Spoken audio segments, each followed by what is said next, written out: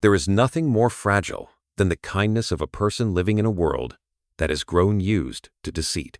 It is like a candle in the wind, beautiful and warm, yet always one breath away from being extinguished by a cold gust. I still remember the first time I saw him, the man who walked into that room where everyone wore a face perfected through practice. Some smiled, some kept a composed look, some glanced around with suspicion, but they all shared one thing in common.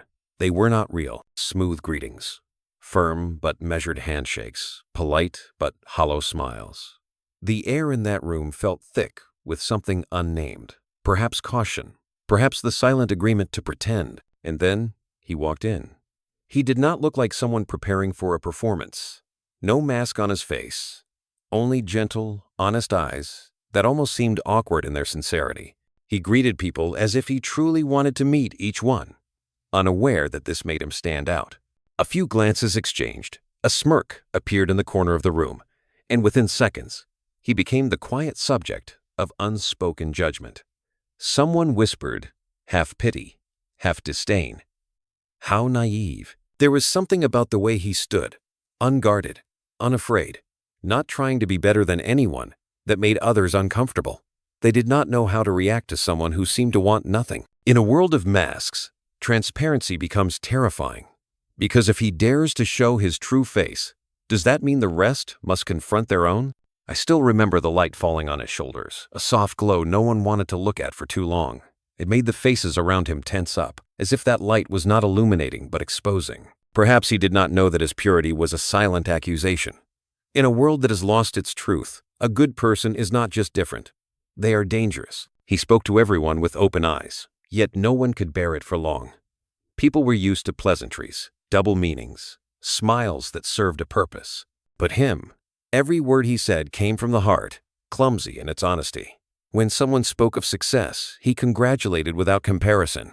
When someone sighed in sorrow, he listened without judgment. He did not know how to flatter, nor how to hide the sadness in his face, and so he was misunderstood, seen as strange, even weak. This world simply does not know what to do with those who refuse to wear a mask. Kindness too real becomes a mirror.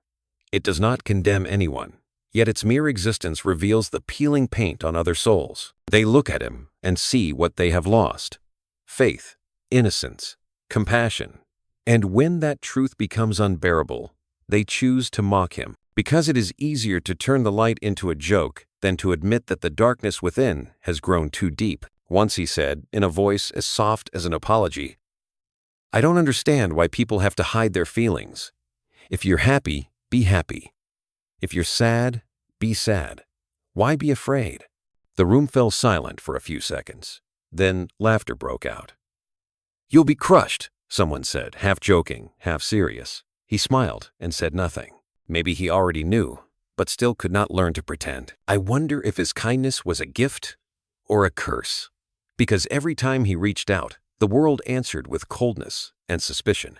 He offered trust, but received betrayal. He looked at others with compassion, but they saw him as a fool who could not protect himself. Gradually, I watched him step back, as if trying to keep a safe distance from the crowd. Yet even then, he never put on a mask. There were nights he sat alone, the lamp casting long shadows on the wall. He said he was not angry, just sad. Sad that kindness, in his hands, had become something that frightened people. Sad that in a world full of noise, those who speak from the heart are seen as mad. Maybe they are not used to the truth, he said, because the truth always demands that they face themselves. I did not know what to say, because deep down I knew he was right.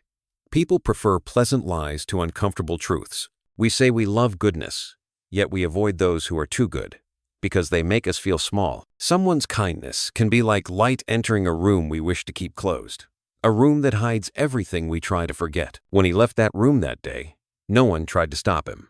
They smiled, shook his hand, said polite goodbyes, as if sending off a stranger of no importance. But after he walked out, the air in the room changed. Something heavy lingered, a faint sense of guilt. No one said a word, but everyone felt it, that in those few short minutes, his presence had made them see themselves. And that was the most uncomfortable truth of all. That night, I saw him standing alone on the street. The streetlight stretched his shadow long across the sidewalk. He did not look angry or disappointed, only quiet, as if speaking to himself. I walked up and asked if he regretted letting people see his true self. He smiled, his eyes on the gray sky. If I have to pretend to be accepted, then maybe that kind of acceptance means nothing. I stayed silent. His words echoed in my mind all night. For the first time, I realized that the foolishness of good people is not that they do not know how to live, but that they still dare to believe that kindness can survive in a world too afraid to face it. And perhaps that is where the tragedy begins, when the sincere must live in a world that loves goodness from afar, but fears to ever touch it. People still like to think that they truly value kindness. We praise honesty in fairy tales. We teach our children to be kind, to be loving. But if we look closely, we will see a cruel paradox. The world does not really reward kindness. It only rewards those who know how to make their kindness useful. In the rooms where people talk business, in the corridors of power, even at parties filled with laughter, sincerity is not a quality people look for. They need graceful smiles, words that please just enough, and above all, the ability to hide their true emotions. In such places, honesty is seen as rough, kindness as weakness, and those who keep their goodness as something natural are usually eliminated before they even learn the rules of the game. He, the man without a mask, did not understand that. He believed that no matter how complex people were, there was still a seed of goodness inside them. He believed that if he was sincere enough, patient enough, others would see it and respond with kindness. But the world does not work that way. This world is built on compromise, on strategy, on handshakes that everyone knows not to fully trust. And when someone like him walks in, everything suddenly feels out of tune. He is like a gentle melody in a crowd that only speaks in noise. People become uncertain, then cautious, then uncomfortable, because his presence makes them realize how used they have become to pretending. They will smile at him, say kind words to him, but behind his back they call him a dreamer, a fool who doesn't understand life. One autumn afternoon, I found him sitting in a small cafe by the street. He was looking out at the hurried crowd and said softly, "Have you ever thought that maybe the world doesn't really need good people?" I was stunned. He continued, "I think what people really need is not kindness, but convenience. They only need good people when goodness benefits them." I didn't know how to respond. Maybe he was right. In a society where every relationship is measured by exchange value, unconditional kindness becomes a luxury. People don't want to be reminded that there are still things that cannot be bought or bargained for, because that reminder makes them feel small, makes them sense something missing in their lives that they dare not name. Day by day, I understood more why he was seen as someone out of place. He lived as if the world was still pure, as if sincerity was enough to make others believe. He didn't understand that modern people are taught to negotiate everything, even emotions. People calculate how to love without losing, how to help while still being recognized, and how to forgive without losing face. He, on the other hand, only knew how to trust the goodness within himself. Once he helped a friend in trouble. He gave money, time, even put aside his own work to support them. When that person overcame the crisis, they didn't thank him. They avoided him, because his presence reminded them of an invisible debt, a quiet shame. "You know," he said, "people hate the feeling of being treated better than they think they deserve." His words left me silent for a long while. Maybe that's why this world only celebrates polite kindness, the kind wrapped in pretty packaging, appearing at the right time, and never making anyone feel judged. But true kindness, bare and simple like his, only makes others turn away. Gradually, I saw him speak less, not because he stopped believing in people, but because he realized that his purity made others tired. He still smiled, still helped, but his eyes grew deeper. Some nights, I saw him sitting by the window with a cup of cold tea, looking out into the empty street. He said, "Maybe kindness also needs to learn how to be silent."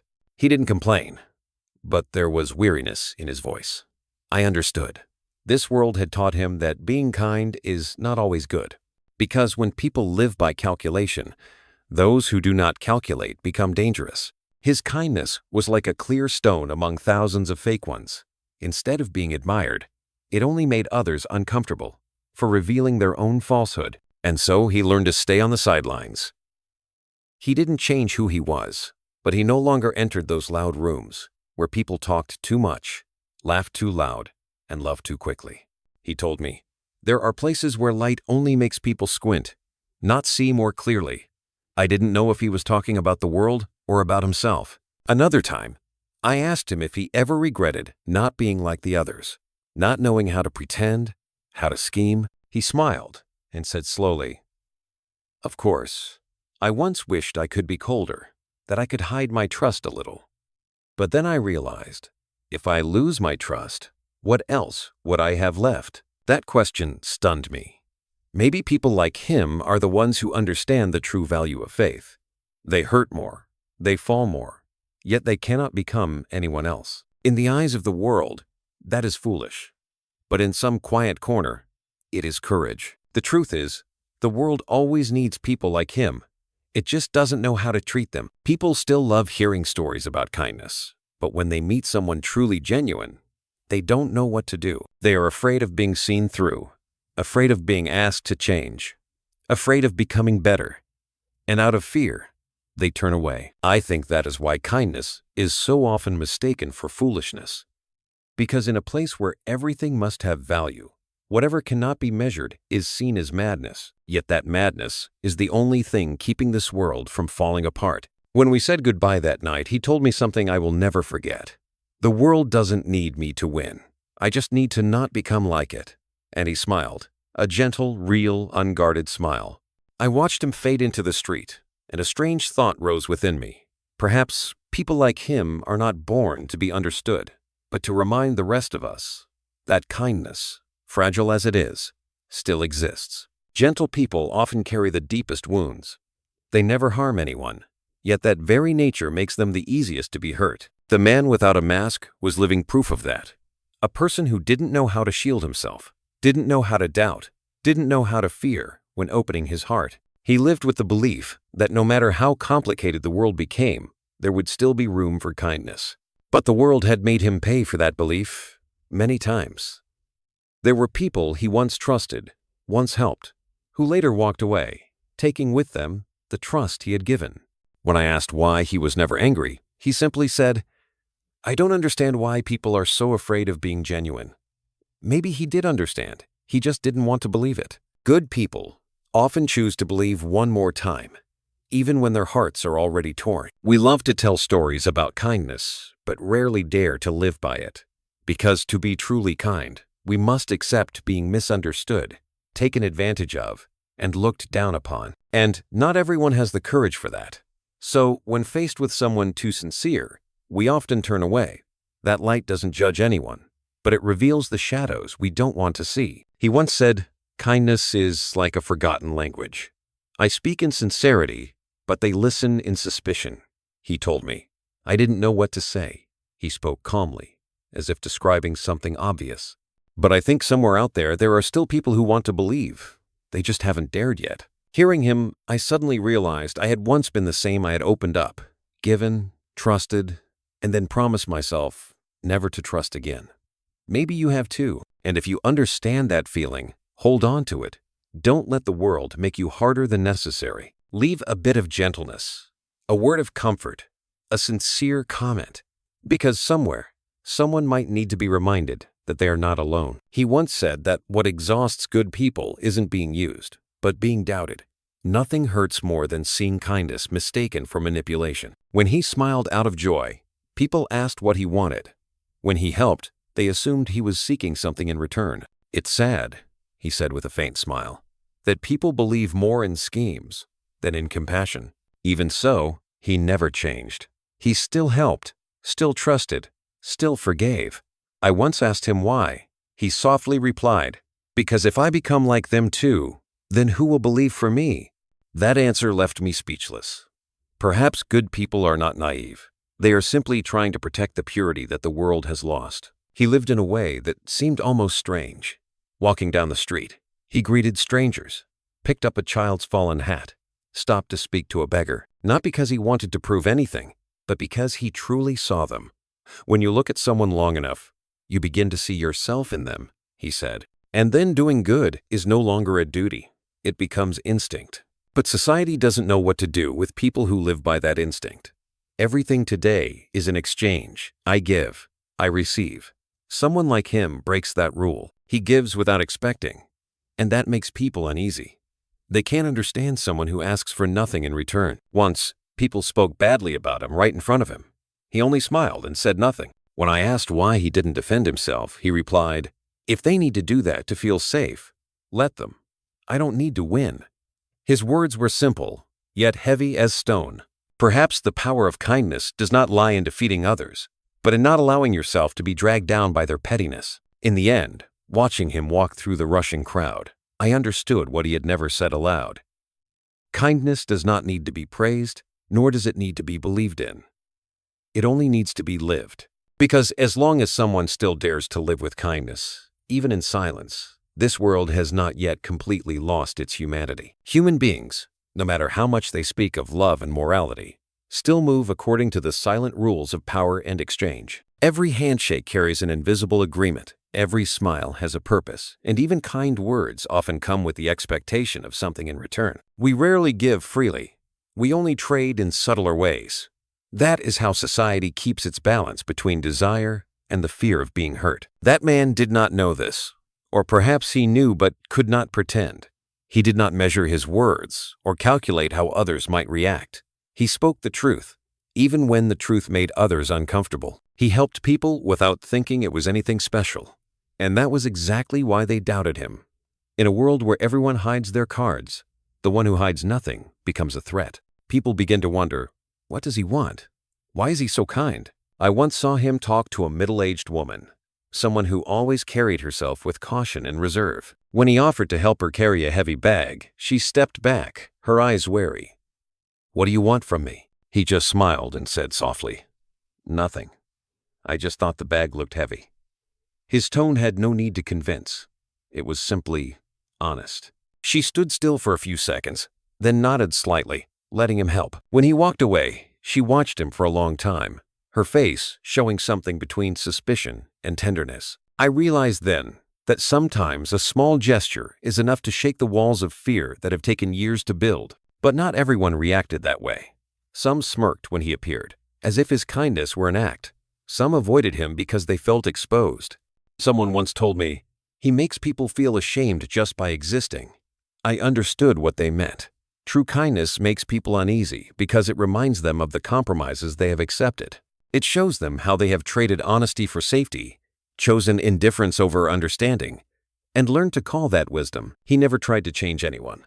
When he was rejected or looked down on, he remained silent. I asked if he felt hurt, and he said, "No, they're just protecting themselves. They're not afraid of me. They're afraid of what they see in themselves when they look at me." His words left me speechless. In that moment, I understood that kindness doesn't need to prove itself. It only needs to exist long enough to make others reflect. This world has learned to use kindness as a strategy, but he still used it as naturally as breathing.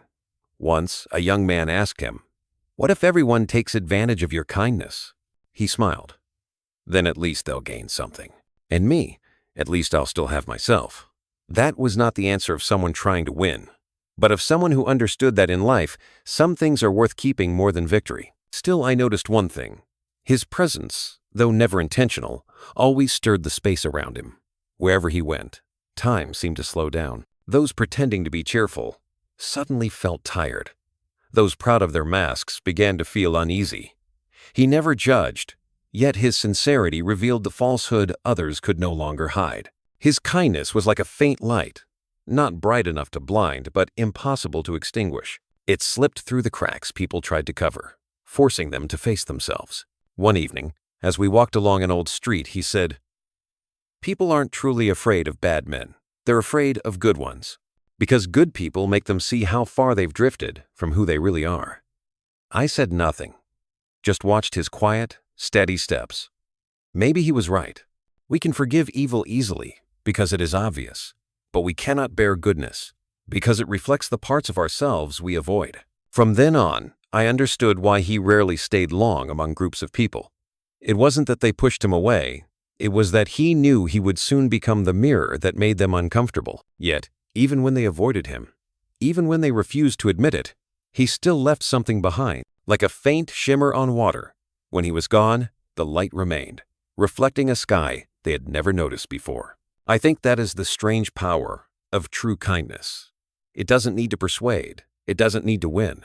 It only needs to be present. And in a world where everyone wears armor just to survive, maybe it takes only one unguarded soul to make that world a little different. No society truly knows what to do with people who are too good. They unsettle the order, not because they rebel, but because they refuse to follow the unspoken rules that everyone else agrees to. Someone like him doesn't know how to compete, doesn't know how to lie, doesn't know how to hide his own vulnerability. He doesn't live by any pre-written formula, and that alone makes him an outsider. People often say that kindness is what the world needs, but when it appears in its purest form, most choose to step away. Because pure kindness is a mirror that makes everyone see more clearly the parts of themselves they would rather ignore. It exposes the pretending, the compromises, the cracks in character that we have tried to forget.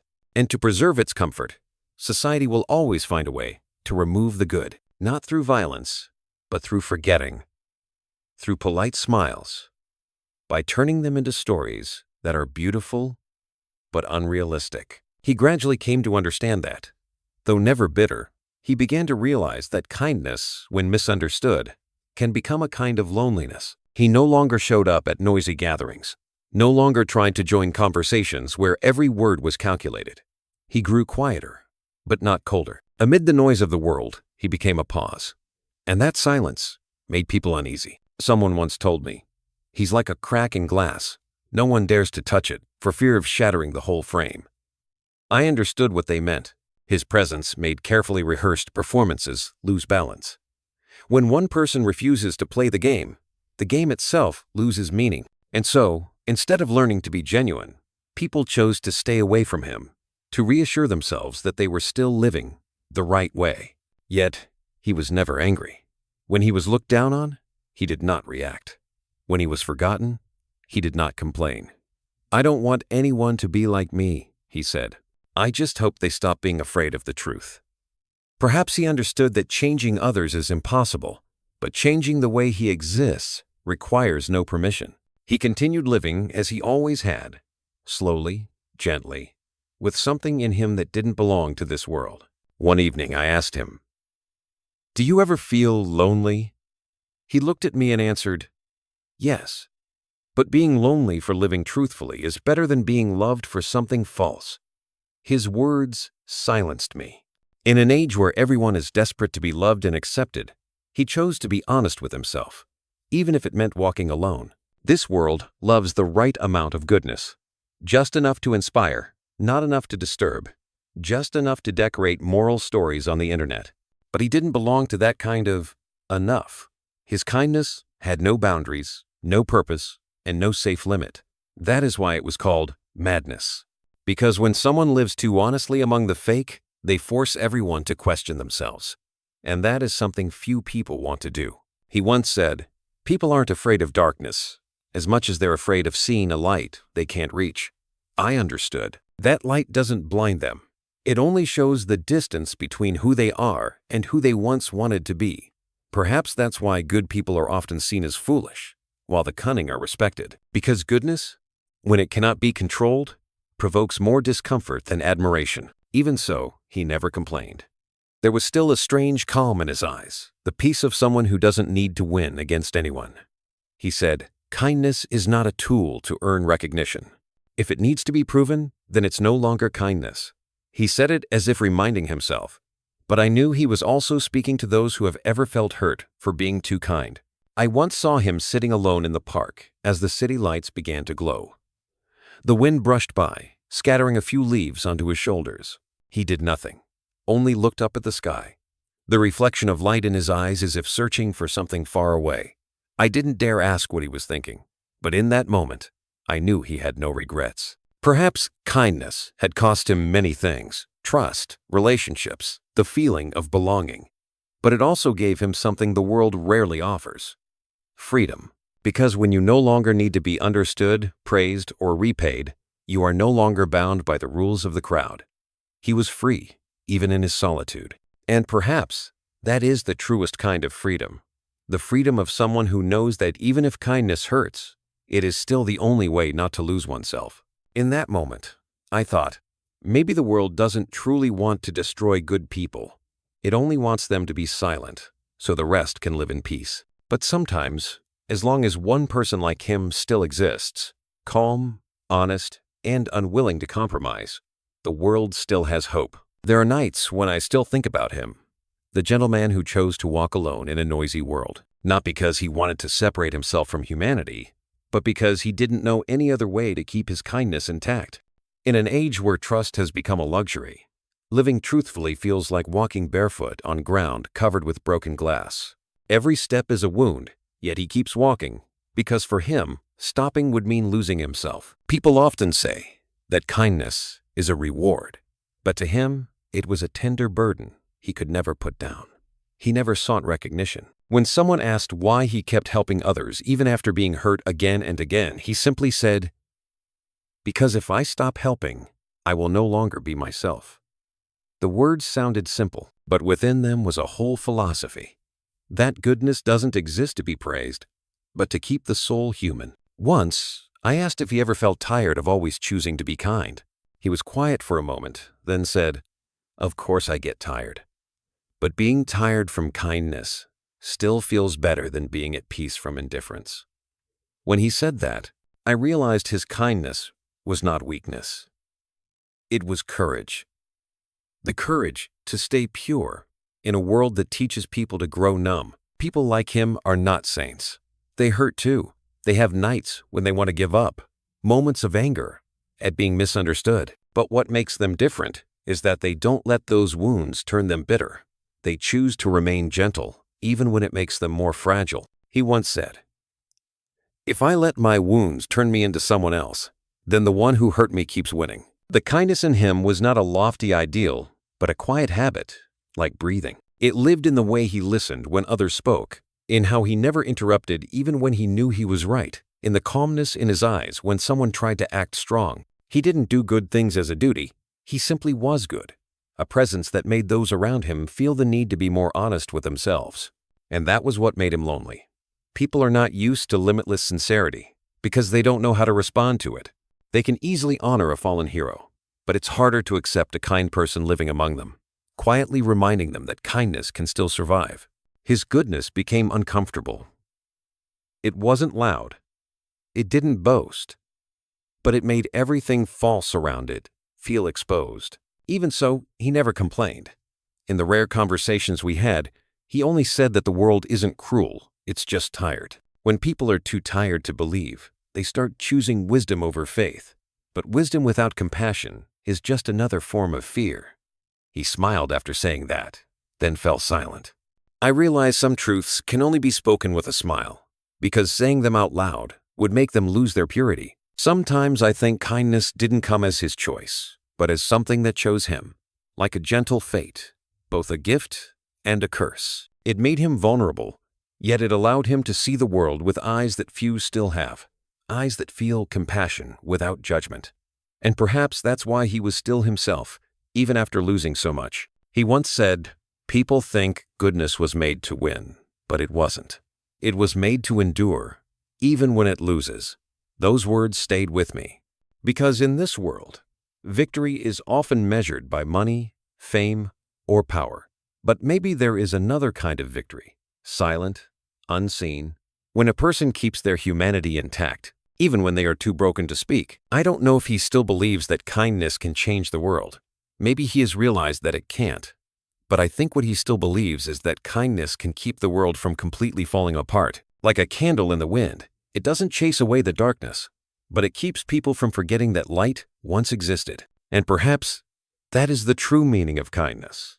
Not to be thanked, not to be remembered, but to prove that even in exhaustion, people can still choose to be gentle.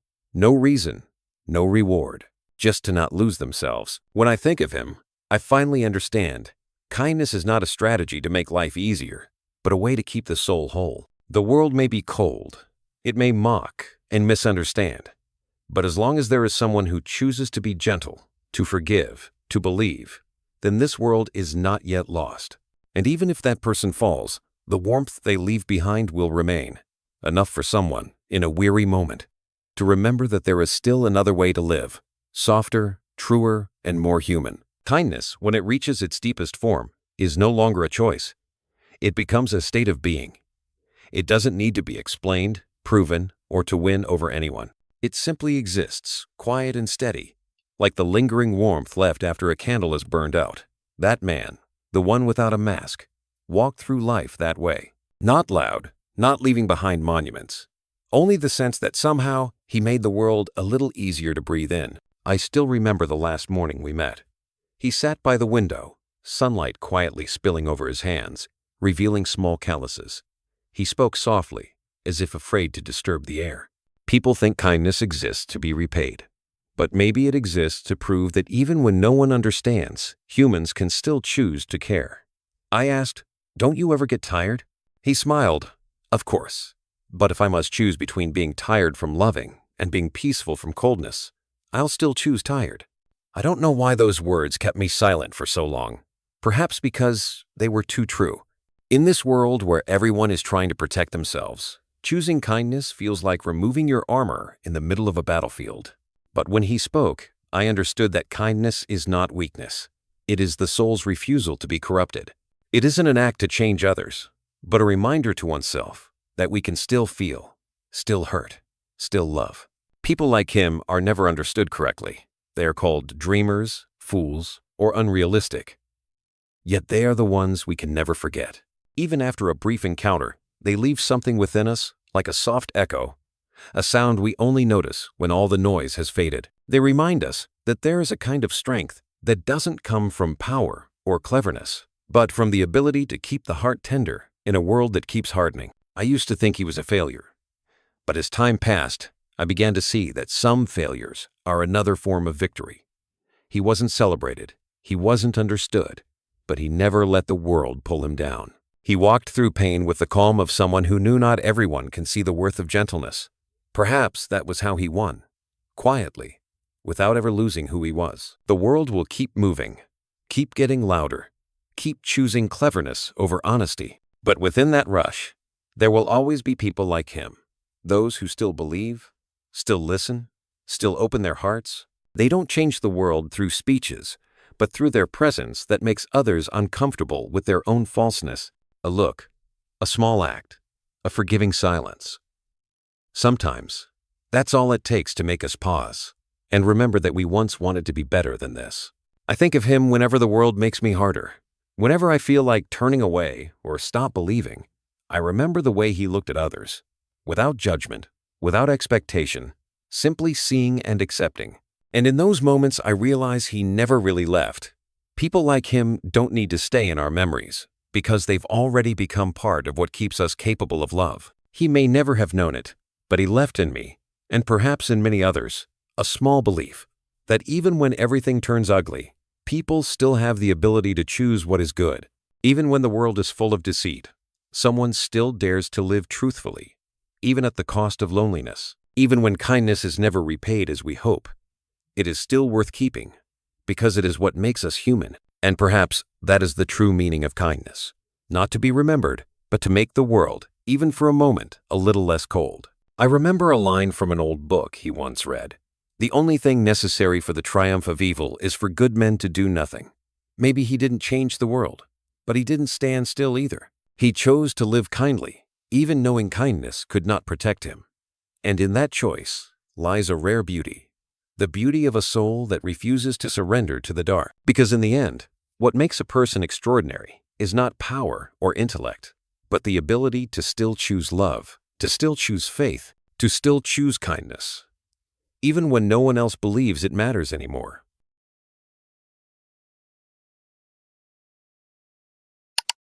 Thank you for staying with me until the very end of this story. If this message touched your heart, please give it a like, subscribe to the channel, and turn on the notification bell so you'll never miss the next journey we take together. Your support means the world to me.